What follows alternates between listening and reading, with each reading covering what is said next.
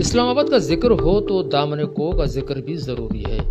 यकीनन दामन-ए-कोह पहाड़ों के दरमियान बना खूबसूरत सा पिकनिक पॉइंट है, जहां दुनिया भर से घूमने फिरने के अफराद बहुत शौक से आते हैं। यकीनन दामन-ए-कोह को इस्लामाबाद शहर का दिल कहा जाए तो गलत न होगा, और यकीनन दामन-ए-कोह ही एक ऐसी खूबसूरत जगह है जहां पे खड़े होकर आप पूरे इस्लामाबाद शहर का नज़ारा भी कर सकते हैं।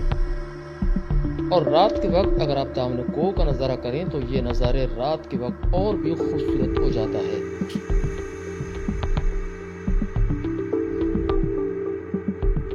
दामन-ए-कोह पार्क तो काफ़ी खूबसूरत है और वेल मेंटेन है, हरियाली बहुत है, पौधे वगैरह हर चीज़ यहाँ पे बिल्कुल मेंटेन किए हुए हैं, काफ़ी सारी खूबसूरती है। बस इस पार्क में एक थोड़ी सी जो है वो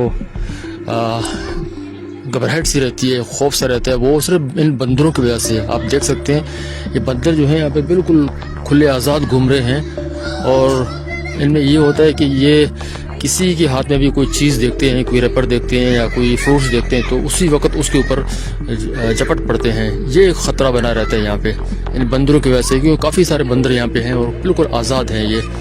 तो जो भी आप यहाँ पार्क में जो घूमने आते हैं तो उनसे ये गुजारिश है कि उनके हाथ में जो भी चीज़ होती है, रैपर वगैरह होते हैं, कोई फ्रूट्स होते हैं, वो इन बंदरों के सामने जो है वो बिल्कुल न दिखाएं, क्योंकि ये किसी वक्त भी हमला कर सकते हैं।